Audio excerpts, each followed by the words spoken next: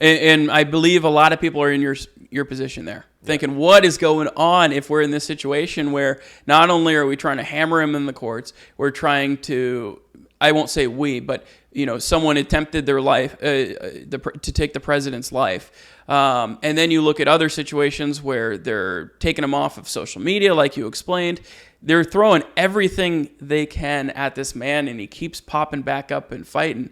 Man, what an American spirit that is, right? We as Americans, we've gone through 2 world wars. We were the first ones on the moon. We are an enormous, fantastic, diverse population of humans. We're some of the smartest people in the world. You look at the most successful entrepreneurs in the world, they're Americans. Biggest economy. No doubt. Yeah. No doubt. And so you put all of this together. It's the American spirit. It's the pursuit of excellence, right? And we're seeing it right now with the leader on the Republican side, on the conservative movement.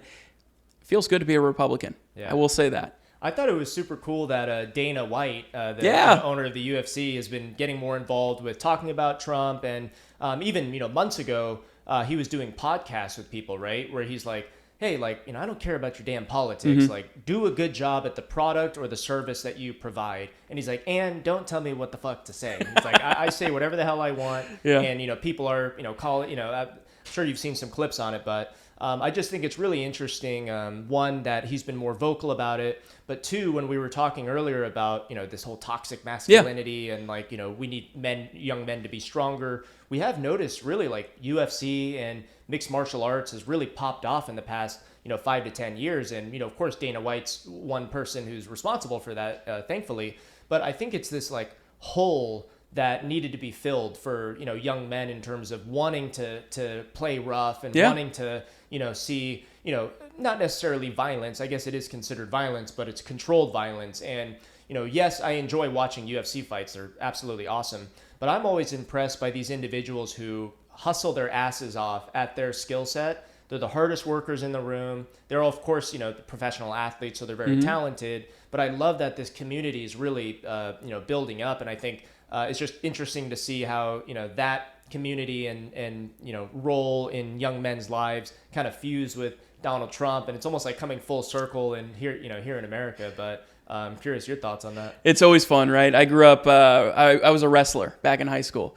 And, similar to many other martial arts, you're taught, and one of the best coaching, strategies is to just beat you down, right? Pair the weakest guy in the room with the lowest skill set against the strongest guy in the room that's been doing it for years, right? And who learns the most in that situation? Well, it's the newbie, right? He learns, man, not only do I have a lot to learn here in the future and I know nothing, but I can strive to be that good. I can get beaten down hard, right? I can in wrestling you get pinned. I can get pinned over and over and over and over again in a few seconds at a time. But the next time I come in and jump on the mat next week, I'm going to last a few more seconds. Mm-hmm. And then the week after that and months after that, and I'm going to get better. Man, what a perfect parallel to life's struggles. I can't tell you the number of times I've been beaten down and just wrecked from life. And that's part of it, right? That's part of the fun of it.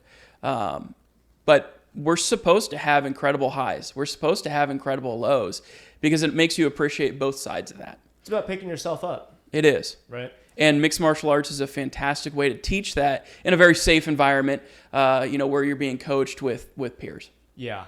And there's I'm pretty open about this, but, a couple of years ago, I found myself just very, very depressed, mm-hmm. right? And when you feel being that low and you can work your way out of it, and it took a couple of years. I mean, don't get me wrong. It's no easy endeavor, but once you've tasted being that low and you see that you can actually carry yourself out of it, you're able to endure other challenges and other, bouts and all that stuff. And one of the, factors in me climbing my way out of that depression was Stoic philosophy. Mm. So Marcus Aurelius and Stoicism.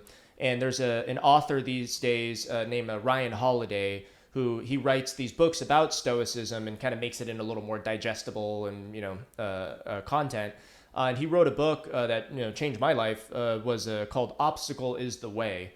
And it takes the Stoic philosophy and teaches that, hey, you can look at a challenge and say, man, like, oh, that's going to be rough. That's going to be tough. I can't do it, whatever.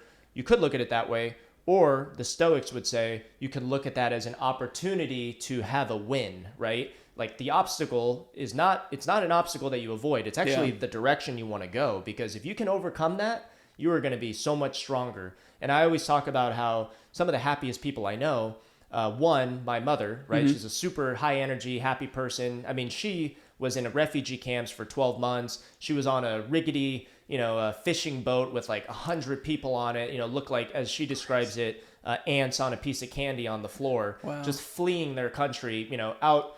Motor went out. You have Thai pirates coming up and, taking women and, taking jewelry and, absolute insanity. She overcame it, right? And now, out of everyone I know, she's like the happiest, like most high spirit person that I know. And it really is that concept of obstacle is the way. It's like she tasted that low, saw that she was able to get out of it, and has that appreciation for life. Just like cancer survivors. You talk to a cancer survivor and they're freaking super happy because they almost died.